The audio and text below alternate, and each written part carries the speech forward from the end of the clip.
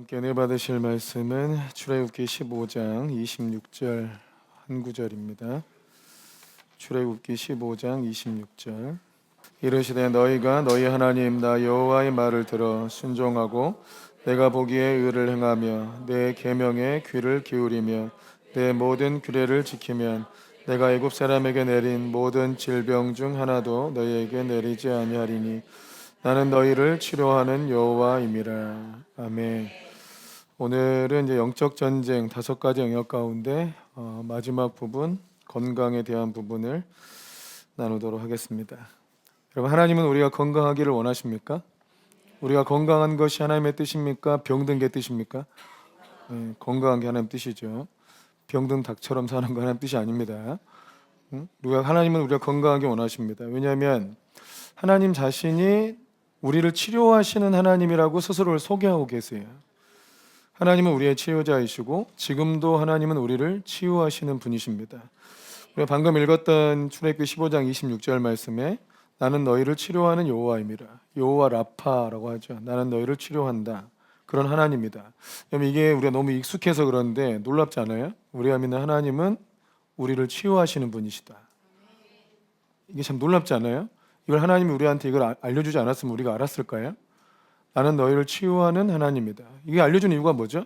아프면 내게로 와라 이 얘기죠. 내가 의사니까. 아프면 내게로 와라. 내가 너희를 치료하는 하나님이니까. 아멘.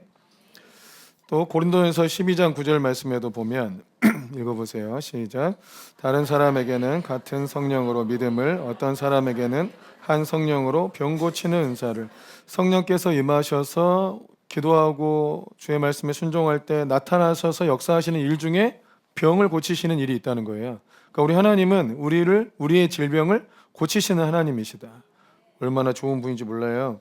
마태복음 8장에도 보면 마태복음 8장 17절에 시작. 이는 선지자 이사야를 통하여 하신 말씀에 우리의 연약한 것을 친히 담당하시고 병을 짊어지셨다다 함을 이루려 하심이더라. 우리 주님은 우리의 연약한 것을 친히 담당하셨고 그리고 우리의 병을 짊어지셨다. 아멘이십니까? 이 말씀을 이루시기 위해서 이 복음서에 보면 예수님께서 병자 고치는 일들이 많이 나타나죠. 그 실제로 병자 고치는 일이 이 말씀을 성취하기 위해서 내가 여호와 라파 너희를 치료하는 여호와이기 때문에 내가 너희의 병을 고치겠다 하는 이런 사역들을 공생의 사역 가운데 많이 하셨습니다. 이사야 53장 5절 말씀도 읽어보세요. 시작. 그가 찔림은 우리의 허물 때문이요 그가 상함은 우리의 죄악 때문이라. 그가 징계를 받음으로 우리는 평화를 누리고 그가 채찍에 맞음으로 우리는 나음을 받았도다. 그가 채찍에 맞음으로 우리가 나음을 받았다. 아멘이십니까? 그러니까 예수님이 우리의 질병을 짊어지셨어요. 아멘이세요? 근데 이 표현이 우리의 모든 병을 주님께서 다 고치신다는 뜻이냐? 그렇다면 예수님을 믿고 있지만 여전히 질병에 시달리고 있는 이들은 어떻게 설명할 수 있느냐? 이런 의문이 실제적으로 생기죠. 사도 바울의 경우를 보면 사도 바울도 육체의 가시가 있었다고 얘기합니다. 그래서 육체의 가시도 질병에 속해요.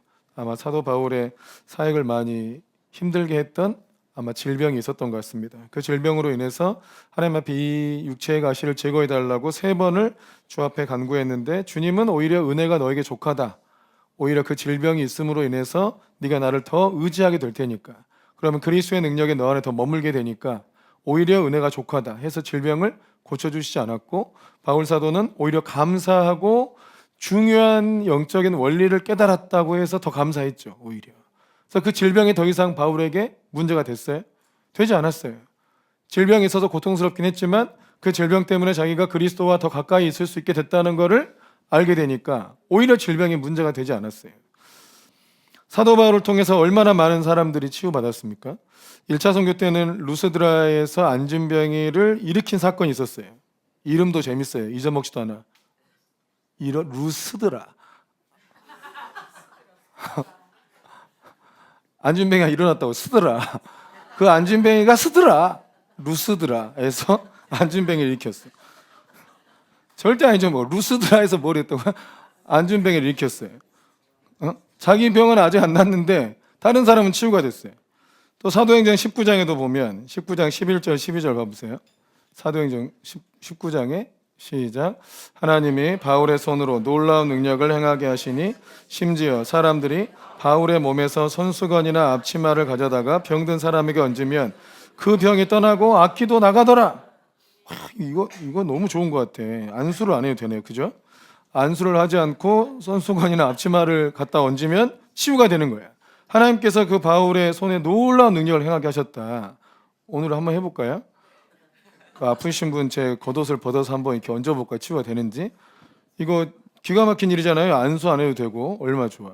저 해봤어요. 저는 이미 치유가 됩니다. 예, 치유가 돼요. 실제로 치유가 되고 기름 부음도 받고 성령 세례도 받아요. 제 옷을 벗어서 이렇게 또 이단이라 하지만 이 바울 성경에 나오잖아 이런 일들이. 그래서 해봤죠. 해봤더니 돼요. 오늘 궁금하신 분은 예배 끝나고 좀 찾아오세요. 제가 옷을 한번 벗어서 입혀드릴 테니까.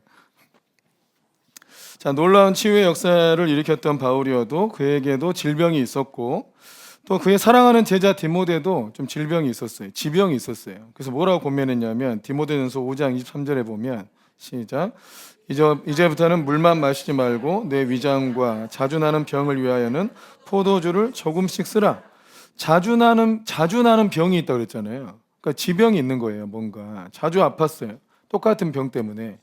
이 귀한 사역자들, 대단한 능력이 있었던 이 사도나 이런 귀한 초대교회 이 사역자들도 질병으로 인해서 어려움을 겪은 일들이 많이 있었어요. 그러면 주님께서 우리의 질병을 짊어지셨다 하는 말씀은 어떤 의미인가? 우리의 모든 병을 다 치유하셨다는 의미인가? 그래서 너희는 질병이 없다는 의미입니까? 그러지 않죠? 우린 질병이 있잖아요. 그럼 너희가 기도하면 모든 병을 다 고쳐주겠다는 뜻이냐? 또 그렇지도 않은 것 같아요. 그러니까 주님은 이제 우리가 본문에 이제 마태복음 8장 16절에 보면 많은 사람들이 귀신 들린 자를 예수님께로 데려오고 또 예수님은 말씀으로 귀신도 쫓아내고 병자들을 다 고치셨다 하는 말씀 다음에 주님께서 우리의 질병을 짊어지셨다 하는 말씀이 나와요. 그러니까 예수님은 공생의 사역 가운데 많은 병자를 고치셨어요. 귀신 들린 자의 귀신을 다 내쫓으시고 그 사역을 하신 이유가 뭐라는 거예요? 그 말씀을 이루시기 위해서. 예수님은 우리의 치유자라는 것을 이루시기 위해서 그 사역을 하셨어요. 그런데 그때도 주님이 모든 사람의 병을 다 고치셨습니까? 그런 건 아니야. 또 예수님을 믿고 있는 모든 사람이 다 치유됐습니까? 그것도 아니에요. 중요한 것 중에 하나는 예수님께 나온 사람들이 치유받았어요. 예수님을 믿고 있었어도 예수님의 소식을 듣고 주 앞에 나온 사람들, 그들은 치유를 받았어요. 아멘이십니까? 그래서 여호와 라파의 의미는 주님을 온전히 믿고 그 말씀에 온전히 순종하고 주님께 나온 사람들을 주님이 치유하신다. 아멘. 그럼 나는 순종 안 한 것이냐? 온전히 믿고 순종 안 해서 여전히 아프냐? 그렇게 생각할 수 있잖아요. 그죠? 자, 바울 같은 경우는 그 진리를 깨달았죠. 약할 때 곧 네가 약할 때 나의 강함이 너에게 임한다. 중요한 원리 때문에 하나님께서 그 병을 치료해 주지 않은 경우도 있고, 조영규 목사님 같은 경우도 수많은 병자들이 치유됐지만 정작 조영규 목사님은 돌아가시기까지 심장병이 치유되지 않았어요. 온몸이 이제 종합병원이신데 심장병은 치유되지 않았어요. 원래 중학교 때 심장병 이거 진단받고 3개월밖에 못 산다고 이미 진단받고 또 30대에 또 한 번 진단받고 막 이랬어서 굉장히 질병이 심했습니다. 근데 돌아가시기 직전까지 심장병이 치유되지 않았어요. 그런데 건강하게 사셨어요. 또 그런데 그 병이 치유되지 않았지만 건강한 사람보다 훨씬 더 왕성한 사역을 했어요. 이게 뭘 의미할까요? 그 질병이 조영규 목사님의 삶을 지배하지 못했다는 얘기죠. 질병은 있었지만 그 질병에 지배받지 않았고 증상이 완전히 사라지지 않았지만 그 질병으로 인해서 낙심하거나 뭔가를 핑계대거나 사명을 감당하지 못하거나 이런 일이 없었다 이겁니다. 디모데에게 한 권면은 뭐냐면 예수님 믿고 예수님의 치유를 믿고 그냥 막 살아도 된다 이런 뜻이 아니에요. 어떤 사람은 예수님 나 치유해 줄 거니까 오늘 막 먹어도 돼. 그래도 됩니까? 늘 고민해. 왜 내 살은 빠지지 않을까? 그래서 왜 야식은 안 끊어? 야식을 먹으면서 왜 나는 소화가 안 좋고 위가 안 좋을까? 왜 나는 살은 빠지지 않을까? 이런 고민하고 있으면 주님이 야식을 막 먹어도 내가 너에게 역사해서 살 빼주겠다 이럽니까? 그러지 않고 디모데에게 한 권면은 포도주를 조금 써라. 이것도 치유의 방법이에요. 하나님이 너의 삶의 습관을 바꿔야 된다. 아멘이세요? 여러분, 우리는 신앙생활 할 때 제일 중요한 게 뭐냐면 하나님을 나한테 맞추려고 하면 안 돼요. 나를 하나님께 맞추려고 해야지. 그러니까 주님이 제일 먼저 한 설교가 뭐예요? 회개하라잖아요. 회개하라. 너를 바꾸라고. 너 자신의 방향을 바꿔라. 생각을 바꿔라. 너의 삶의 습관을 바꿔라. 마음가짐을 바꿔라. 전부 회개하라요. 회개하라. 나를 바꿔야 주님이 내게 역사를 해줘요. 믿음이라는 것도 똑같아요. 그 전에는 다른 걸 믿고 있었죠. 다른 것이 될 거라고 믿고 있었어. 근데 그 믿음을 주님께로 바꾸고 주의 말씀을 믿는 쪽으로 바꾸고 주님이 요구하시는 쪽으로 바꿔라 이거예요. 아멘이십니까? 나를 바꿔야 돼. 내 삶을 바꿔야 되고 삶의 습관을 바꿔야 되고. 아멘이시죠? 뚱뚱한 사람들의 특징은 많이 먹는다는 거. 아닙니까? 또요. 먹는 만큼 활동하지 않는다는 거. 많이 먹고 운동하지 않는다. 조금 먹고 운동 많이 하는데 살찝니까? 그것이 기적입니다. 에? 그것도 또한 놀라운 기적이야 정말. 그래서 제가 물어봤어요 진짜. 저 스스로도 난 별로 많이 먹지 않거든요. 왜 이렇게 고개를 막 사정없 고개 떨어지겠어요 그러다가. 제 생각에 나 별로 많이 먹지 않는데 왜 이렇게 살이 찌는 건가. 근데 일단 그만 먹은 만큼 운동을 잘 하지 않는다. 또 하나 그래서 제가 5일 금식했잖아요. 살 잘 빠지더라고요. 그때 안 거는 역시 먹는구나. 뭔가를 먹으니까 찌는 거지. 여러분 주님께서 주신 지혜, 주의 말씀에 순종하는 것도 우리를 치유하시는 방법이에요. 이걸 믿어야 돼요. 하나님 말씀에 순종하는 것이 우리가 치유되는 방법이에요. 아멘이십니까? 여러분 기도 열심히 하라. 어떻게 하라 했어요? 쉬지 말고 기도해라. 여러분 이러면 몸이 건강해져요? 나빠져요? 여러분 기도 많이 하면 몸이 건강해진다는 게 의학적인 결과로 나와 있어요. 훨씬 더 스트레스가 많이 줄어드니까. 그죠? 입도 방언하면 운동되고 우린 또 가만히 하나 돌아다니면서 박수도 치지. 손뼉 많이 치면 건강해지고. 움직이잖아 몸을 자꾸. 걷진 않아도 막 허리 운동은 돼. 이게 막 옆으로 움직이는 사람도 있잖아요. 앞으로도 움직이고 누군 돌더라고 이렇게 막. 새벽에 보면 이게 3시간 기도해야 되니까 가만히 앉으니까 힘든 거야. 돌아다녀 이제 막. 갑자기 눈 떠보면 깜짝 놀래요. 왜 저분들 저기 어떤 집사님은 벽에 막 이렇게 막 그 어르신들 막 나무에 몸치기 하듯이 어쨌든지 기도만 하면 된다. 이런 마음이지. 기도하면서 몸도 움직여 이래가지고 몸이 건강해지는지 어쩐지. 여러분 기도하면서 스트레스가 많이 풀리잖아요. 사실 주님께 내어 맡기게 되고 만병의 근원이 스트레스라는데 기도하는 사람과 안 하는 사람 차이라니까. 여러분 이제 사역자들도 보면 목이랑 어깨가 많이 뭉쳐. 왜 그래요? 스트레스 많이 받고 생각을 많이 하니까. 제가 한번 우리 부교육자 때 이게 회의를 하고 있는데 한 그 중고등부 담당하는 목사님이 막 목이 뻐근해가지고 그 앞에서도 막 이러고 있었어요. 그랬더니 담임 목사님이 딱 하시는 말씀이 기도를 많이 해야지 생각을 많이 하면 어떡해. 딱 이게 지적했어요. 정확한 말씀이에요. 여러분 우리가 사역자들도 기도를 많이 안 하고 생각을 많이 하잖아요. 딱 이게 목에 이렇게 담 걸리고.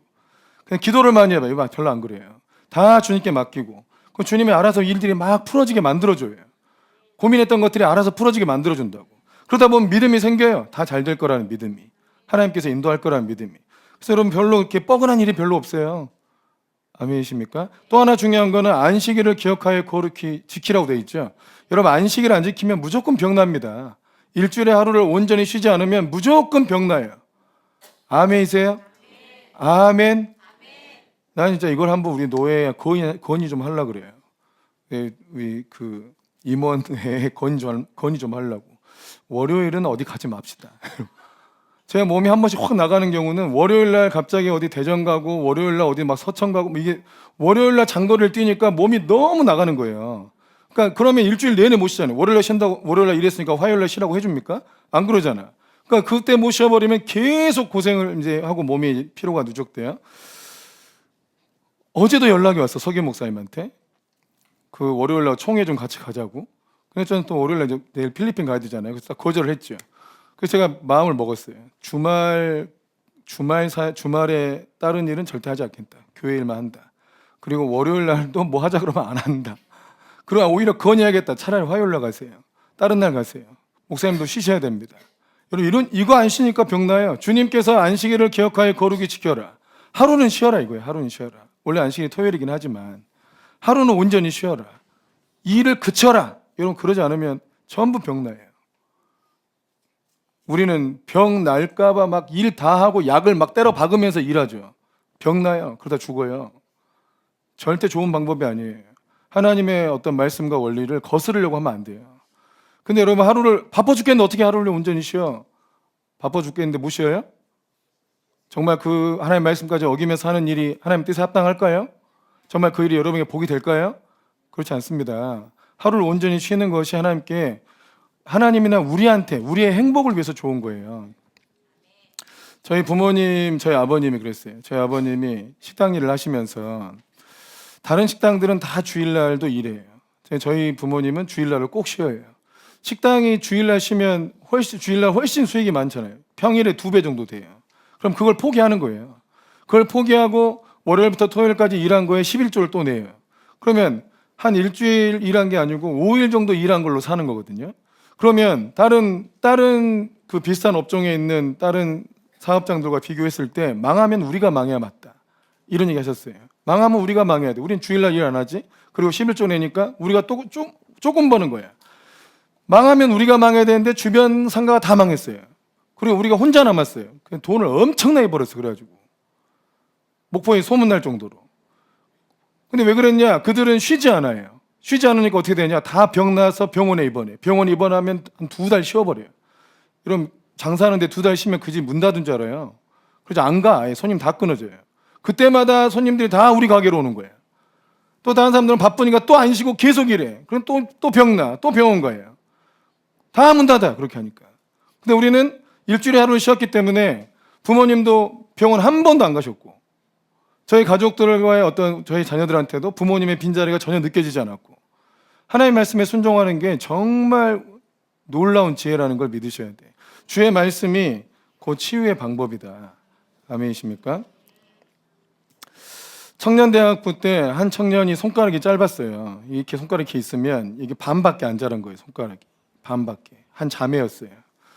딱 어떻게 하다가 처음 이제 청년팀하고 딱 처음 만났는데 손가락이 짧더라고. 이렇게 오른손이었나 왼손이었나 기억이 안 나는데 짧아. 손을 이렇게 놓고 있어요. 부끄러우니까. 그러니까 손이 덜 자란 거예요. 그래서 제가 그걸 딱 손을 보자마자 손 자라게 해달라고 기도하자 그랬어요. 자매였는데 손 자라게 해달라고 기도하자. 그러니까 깜짝 놀라는 거예요. 누가 이게 손을 그렇게 있으니까 누가 말하지도 이게 자기 컴플렉스인 줄 아니까 말도 안 걸고 관심도 갖지 않고 누가 건들면 안 돼 이거를. 근데 제가 보자마자 이 손 길어지게 해달라고 기도하자고 그랬더니 일단 당황하고 울더라고요. 그걸 제가 이렇게 말한 것 때문에. 그래서 제가 그랬어요. 이게 기도하면 잘하냐고. 기도하면 잘하지 손가락이. 비웃는 건 건강에 해롭습니다. 저 우리 건강 얘기하고 있는데 비웃는 건 건강에 해로워요. 기도하면 손가락이 잘한다. 기도하자. 그랬더니 안 믿어지잖아요. 그죠? 그거 안 자라면 어떡하냐? 안 자라면 이 문제가 너한테 아무 상관없게 하실 것이다. 네가 이것 때문에 막 수치를 느끼고 어쩌고 이랬는데 전혀 상관없게 하실 것이다. 그러더니 기도했어요. 기도했더니 정말 손가락이 안 자라고 자랐으면 더 좋았을 텐데 안 자라고 그 자매가 이 손가락에 대해서 아무런 컴플렉스 없이 완전히 자유해졌어요. 찬양팀 하니까 손가락 짧은 걸로 마이크를 안 잡고 긴 걸로 잡고 했겠잖아요. 이거 딱 치유되니까 손가락 짧은 걸로 잡아요. 아무 상관없어. 오히려 이거를 이겨내가지고요. 더 장점이 돼. 매력이 돼요. 야, 얘는 손가락이 짧은데 덜 자랐는데도 전혀 개의치 않고 이 손으로 일부러 이렇게 악수도 이 손으로 하고 얼마나 귀여운지 몰라 그 손이. 여러분 그 자유해졌어요. 여러분 그것도 치유입니다. 여러분 어떤 질병들은 우리의 심리적인 문제가 더 큰 거예요.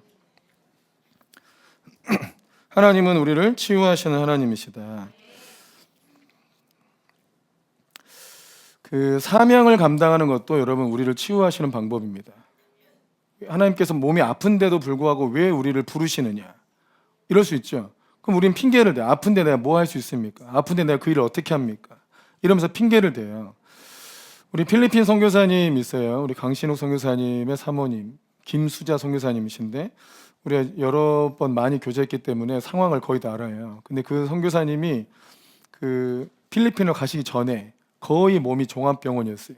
어렸을 때부터 이미 그 감전이 너무 심하게 돼가지고 이쪽이 마비되고 막 이랬어요.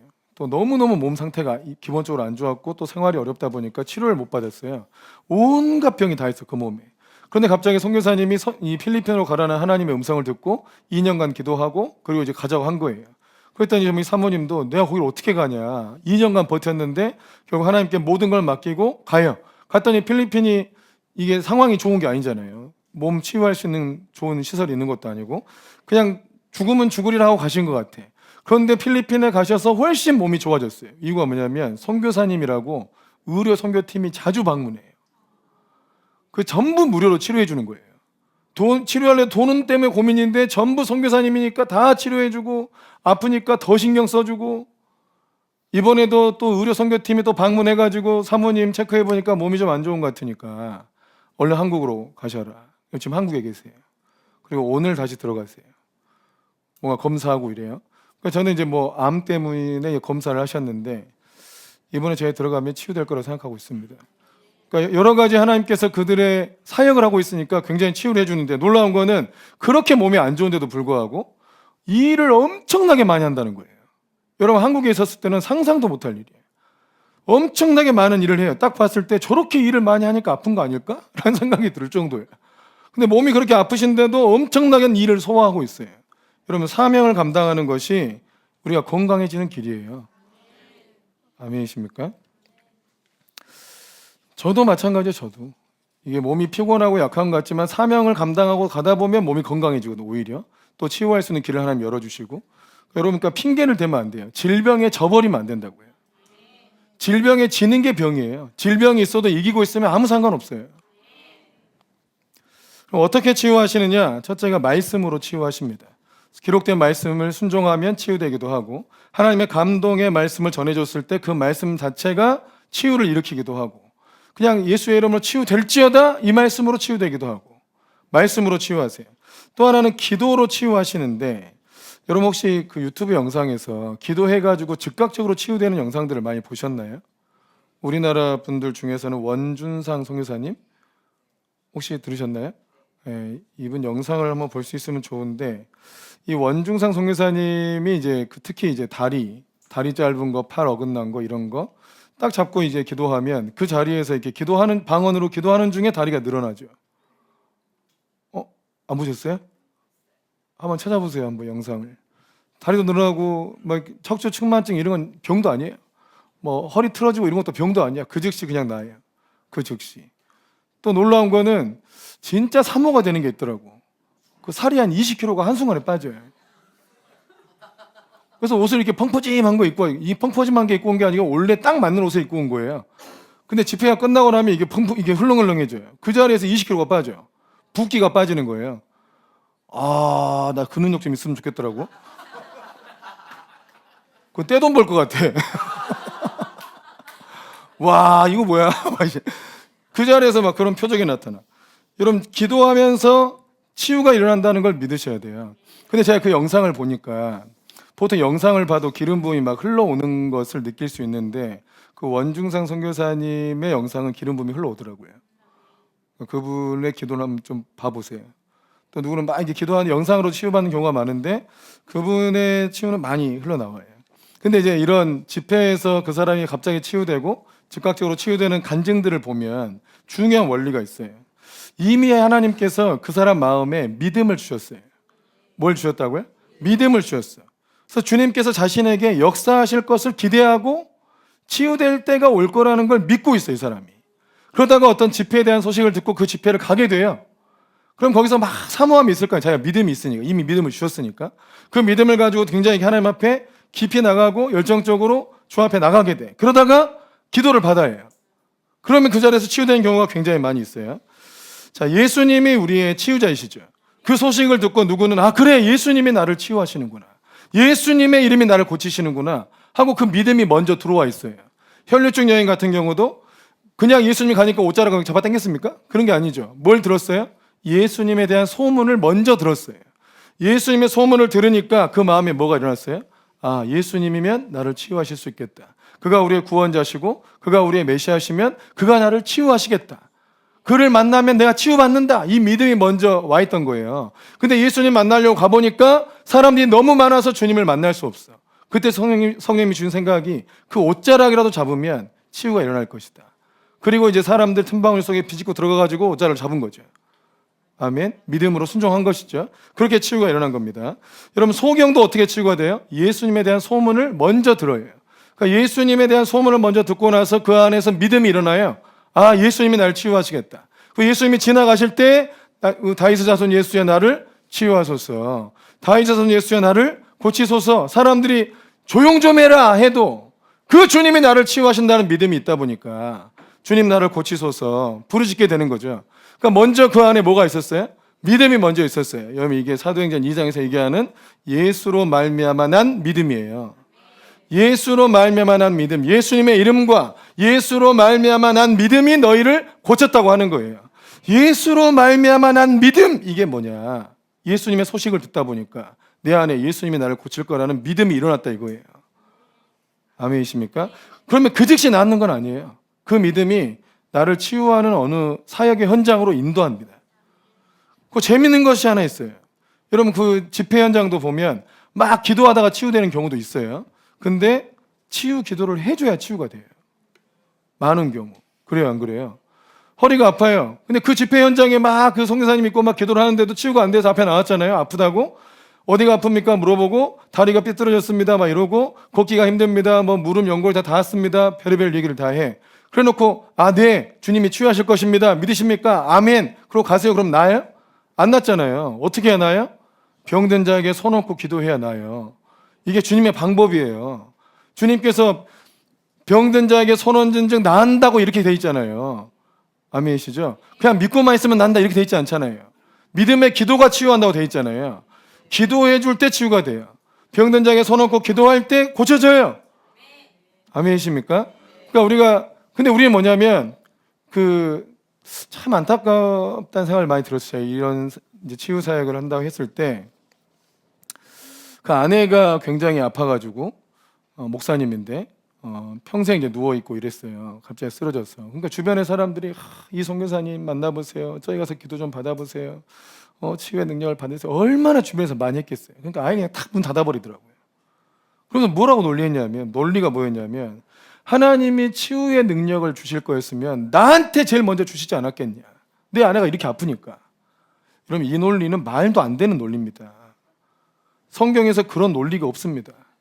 그런데도 내가 지금 내 상황을 주님이 아시니까 내 아내가 너무 아프니까 그 치유의 권능을 주셨으면 나한테 주시지 않았겠냐 라고 얘기를 하는 걸 듣고 제가 우리 IVF 간사님 출신의 목사님이어서 너무 안타까웠는데 그렇게 생각하는 걸 두고 되게 깜짝 놀랐어요. 여러분, 성경에 논리 없어요. 그 말은. 네가 진짜 아프면 아픈 사람 옆에 있으면 내가 너한테 능력 주겠다 이런 내용이 어디가 있어요. 그잖아요. 누구한테 주세요? 구하는 자한테 주세요. 믿는 자한테 주시고 주님이 나의 치유자이신 걸 믿어야 돼요. 그리고 주님께 온전히 나아가야 돼. 그래서 이 원중상 선교사님이 우리나라 그렇게 연세 있는 분들 중에 목사님이나 선교사님 중에 그렇게 역사가 나타나는 분이 없거든요. 뭐 박혁 전도자 좀 있고 근데 그 위에 외국 사역했는데 그런 분이 없단 말이에요. 우리나라에. 그런데 그분이 어떻게 이 능력을 받게 됐는가를 설명한 부분이 있어요. 이분이 치유의 능력, 예수님 말씀은 치유가 일어난다고 돼 있죠. 기도할 때 믿음의 기도가 병든 자를 고친다고 돼 있잖아요. 그런데 기도해도 안 나요. 안 나. 여러분, 그 영상들을 보면 날 때부터 기머거리 벙어리가 한순간 기도함으로 바로 치유돼요. 한순간 기도했을 뿐인데 어떻게 그런 역사가 나타나? 자기는 모르고 갑자기 들려. 갑자기 나타나요. 갑자기 치유돼요. 계속 다리 절고 왔다가 기도하면 막 방언을 하시죠? 막 이렇게 하면 갑자기 또 걸어. 갑자기 치유가 돼요. 한순간에. 그런 능력이 어떻게 임했냐? 여러분, 이분은 뭐였냐면 하나님이 계속 그가 진짜로 믿는지 안 믿는지를 계속 테스트한다는 거예요. 네가 정말 내가 이 병자를 치유한다는 것, 내가 여호와 라파라는 걸 네가 믿느냐? 근데 좀 기도하니까 안 나. 그럼 낙심하잖아요? 그럼 다시 하나님 말씀 보고 다시 믿어요. 또 막 기도해. 믿음 얻으려고. 또 믿음으로 기도하면 좀 나. 또 어떤 건 또 안 나. 자꾸 이게 반복된 거예요. 계속. 주님이 계속 테스트했죠. 그리고 이분이 끝까지 믿음을 포기하지 않고 이 은혜와 능력을 얻게 돼요. 하나님께 인정받은 거예요. 이 사람은 진짜로 믿는구나. 초자연적인 치유를 진실로 믿는구나. 그리고 그분이 터득한 것 중에 중요한 게 뭐냐면 그게 여러분 방언입니다. 방언. 지금 우리가 3시간 기도 운동을 하는 이유도 3시간 기도를 돌파해야 초자연적인 역사가 나타난다고 그랬잖아요. 그가 방언으로 2시간, 3시간 이상을 꾸준히 기도를 하는 거예요. 이게 비밀이에요. 하나님 나라는 이 원리가 실제로 있는 거라고요. 근데 우리가 그 영역까지 안 가본 거잖아요. 대부분 치유가 일어나지 않는다고 말하는 사람들은 그만큼 기도를 안 해봤거나 그만큼 기도를 꾸준히 하지 않았거나 하나님 말씀대로 그대로 믿지 않거나 의심이 많거나 이런 경우에요. 또 다른 걸 의지하거나 하나님이 내가 너희의 치유자다 라고 말씀까지 하시고 성경의 여러 부분에 그렇게 사역하시고 계속 주장하신 이유는 나에게 와서 치유받으라는 뜻 아닙니까? 내가 너희를 치유하겠다고. 아멘이시죠? 우리가 중요한 것은 영적 전쟁이에요. 이것도 사실 제가 그 임원이나 임원회에서 저도 한 2년 전에 어두명에 떠나면서 몸이 온전히 회복됐습니다. 그러면서도 저는 제 몸을 관리해야 될 책임이 여전히 있죠. 하나님 말씀대로 살아야 관리가 되니까. 아멘이세요? 지금 아픈 사람은 똑같아요. 아픈데 자기 몸 관리 안 하고 있는 거는 어쩌자는 거예요. 어떤 그 생각은 하나님께로부터 온 생각인지를 점검하라고요. 자기 몸을 관리하지 않는데 어떻게 몸이 좋아집니까? 그 말이 안 되죠. 그죠? 이게 이상한 믿음을 가지면 안 돼. 막 먹어도 난 살 안 찔 거야. 막 이런 이상한 믿음 있잖아. 쉬지 않고 계속 이래도 나는 피곤하지 않을 거야. 이거 이상한 믿음이에요, 여러분. 하나님 말씀에 순종해야 치유된다고 되어 있는 건데. 아멘이시죠? 그게 초자연적인 거 아니에요. 예? 우리가 하나님 말씀대로 순종해 사는 게 초자연적이에요, 사실. 우리한테도 하나님이 계속 테스트한다고 생각해요. 진짜로 믿느냐. 우리가 힐링룸을 통해서 많이 치유되기도 하고 힐링룸 외에도 우리가 서로 기도하다 보면 병이 많이 치유되고 어둠도 떠나고 또 제가 사역하는 가운데서도 많은 병이 치유되긴 했지만 그 정도 수준은 아니란 말이에요. 근데 그 정도 수준까지 가고 싶어. 또 그런 사람들이 이 공동체에 일어나면 좋겠어요. 좀 그런 치유 사역자들이 일어나면 좋겠다고요. 근데 여러분 아멘하고 믿기만 하면 안 된다고요. 어떻게 해야 된다고요? 아니 2-3시간씩은 방언 기도를 해야 된다고요. 여기 이 대가를 치르지 않고는 그런 영역에 도달할 수 없어요. 근데 어떤 사람이 2-3시간씩 기도를 하냐? 그 믿음을 가진 사람이 한다고요. 아, 이 기도의 우물을 깊이 파면 하나님께서 정말 이런 능력을 부어주시는구나. 부흥도 똑같아. 내가 부흥을 위해서 헌신하고 부흥에 쓰임받고 싶다 하면서 기도를 안 한다. 부흥이 어떻게 일어나요? 믿고 말씀이 일어나요? 안 일어나요. 그러니까 성경에서 믿음으로 말미암아라는 이 말을 잘 생각해야 돼요. 내가 믿고 있습니다. 그렇게 역사가 나타납니까? 그렇지 않습니다. 나는 한마디만 기도해도 주님이 역사할 줄로 믿습니다. 그런다고 역사가 나타납니까? 안 일어납니다. 실제하고 다르잖아요. 그럼 믿음이 뭘 의미하는지를 알아야지. 여러분 믿음은 다른 말로 하면 그냥 기도한다는 뜻이에요. 믿음으로 말미암아. 믿음의 기도로 말미암아. 아멘이십니까? 그러면 기도가 빠지면 뭐가 다 안 되는 거예요. 전에 우리가 지난주에 얘기했죠. 또 기도가 다 기도 만능주 이거 하면 안 된다 그랬죠. 뭐 안 되면 기도 안 해서 그래. 뭐 안 하면 너 얼굴 저 얼굴 까만 게 기도 안 해서 그래요? 그거 아니잖아. 그건 타고나길 이런 거고. 그러니까 기도로 안 되는 것도 있어. 순종 만능주 차라리 순종을 해라. 하나님의 말씀을 따라라. 그 말씀을 그대로 받아서 주의 말씀을 따르면 하나님의 말씀에 약속이 돼 있으니까 성경이 그걸 보증하는 거니까 내가 순종했는데 왜 안 되냐 이렇게 따지는 건 상관없어요. 근데 성경에 기도하라고 돼 있다고요. 성령 세례 받고 원리는 성령 세례 받고 성령 안에서 충분히 기도하고 그러면 사도들은 어떻게 기도 생활을 했길래 그들은 성령 세례 받자마자 그런 일이 막 나타났느냐. 여러분 그들은 기본적으로 하루에 5번씩 기도를 합니다. 정해진 기도 시간이 있어요. 정해진 기도 시간이. 안진뱅이를 베드로하고 요한이 일으킬 때도 기도 시간에 기도하러 가다가 만나서 일으킨 거예요. 그 전에도 기도하고 있었고 그 기도 시간 기도하러 가다가 만났고 그러니까 이들의 삶이 하루에 5번을 나눠서 기도하려고 하다 보니까 하루 종일 기도하는 게 돼요. 기도 준비하죠. 기도하죠. 기도 끝나고 좀 기도가 남죠. 다시 그러다 좀 떨어질 만하면 또 기도하러 가. 기도를 준비하러 가요. 일단 또 성전으로. 그럼 또 기도를 해. 또 기도하고 나와요. 또 사역하다가 또 기도하러 가. 그러니까 늘 기도하는 삶이 몸에 배어 있는 거예요. 그거를 유대인들은 전제로 알 거예요. 배경적 전제로. 그죠? 그러니까 이 삶이 이해돼. 근데 한국 사람들이나 우리 이방인들은 그렇게 기도하는지 모르죠. 예전에 그 무당이 귀신만 섬기다가 너무 힘들어가지고 무당 많이 힘듭니다. 무당 3D 업종이에요. 겁나 힘들어요. 돈도 못 벌고 돈 버는 것 같지만 돈이 다 새나가기 때문에 그 무당이 희한하게 땅만 사면 값이 떨어진다더라고. 아무튼 그 무당이 사는 게 너무 힘들어가지고 나도 주님 좀 만나야겠다 하고 교회를 찾아가서 그 지역에서 제일 큰 교회를 찾아가가지고 와서 들어가서 나오면서 한다는 얘기가 뭐냐면, 이야, 이 예수 믿는 것들, 이것들은 신을 섬기는 사람들이 아니다, 이런 얘기했어요. 자기는 귀신이라고 섬기잖아요. 자기가 봐도 예수님이 제일 센 것 같대. 자기는 귀신한테 잡혀가지고 함부로 옮겨가지도 못하는데 자기도 귀신 같은 거 섬기면서도 기도를 그렇게 많이 하고 귀신을 두려워하고 함부로 말하지 않고 이러는데, 이 예수 섬기는 것들을 보니까 이들은 기도도 안 하고 놀라고나 하고 주 앞에 경외함도 없고, 이게 과연 신을 섬기는 사람들이냐 라는 얘기를 하더라는 거예요. 물론 우리는 거기처럼 종처럼 돼 있지 않고 우리는 자유하고 자녀이기 때문에 주 안에 자유로운 건 있지만, 여러분, 우리가 하나님에 대한 인식, 하나님이 내가 너의 치유자다 라고 말씀하셨을 때 그 말씀에 얼마나 믿고 의지하는 정도의 그 인식은 여러분 무당만도 못해요. 무당만도 못해요. 여러분 무당한테 아파가지고 무당한테 가면 병원 가라 그래요? 무당이? 예? 잘 생각해 보세요. 내가 아파가지고 무당한테 가면 무당이 좋은 의사 소개시켜 줄게, 이 병원 가, 이렇게 얘기해요? 굿하자 그러잖아요. 굿해갖고 안 나면요 더 큰 굿 벌리자 그러잖아요. 에? 그래요, 안 그래요? 그럼 그 사람들도 돈 많이 들어도 굿을 하잖아. 여러분, 그 하나님도 아닌 그 잡신을 믿는 사람들도 그 신에 대한 의존도가 높아. 근데 전능하신 하나님이고 내가 너를 치유하는, 지들은 치유자라 그래. 자기들이, 귀신들이 내가 너의 치유자다 이래요? 안 그래요? 나는 애기 동자야, 나는 호랑이 영이야, 난 관우야, 막 이상한 소리 하고 다녀. 근데 주님은 내가 너의 치유자다고 하잖아. 내가 너를 고쳐준다고 약속도 하고 방법도 다 알려주고. 근데 왜 우리는 주님을 의지하는 정도가 이렇게 안 믿는 것들보다 약하냐고요. 이건 정말 주님 앞에 죄송할 일 아니에요. 여러분, 의학적인 것도 되게 중요합니다. 안 믿는 사람들을 위해서요. 그들은 어차피 하나님 안 믿으니까, 그들은 치유돼야 되니까 그런 것도 필요해. 여러분, 그러나 예수님 믿는 사람들은, 예수님을 하나님으로 믿고 나의 치유자로 예수님 믿는 사람들은 여러분 믿음으로 치유되는 길이 있어요.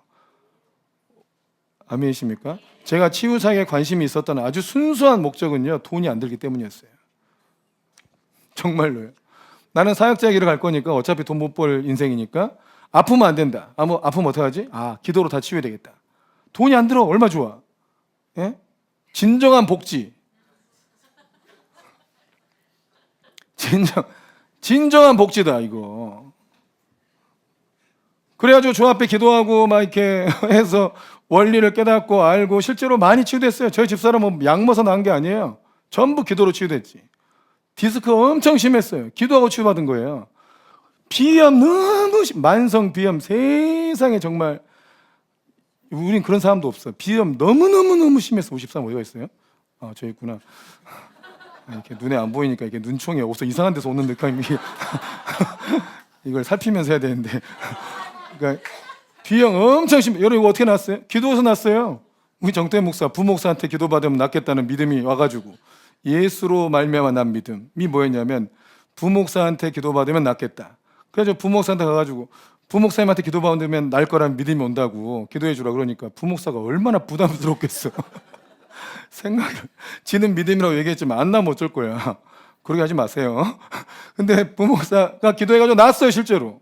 그리고 그 뒤로 괜찮잖아요 지금까지. 원래 엄청 그 집안이 다 비염이 심한데 다 치유되고. 여러분 전부 기도해서 치유됐어요.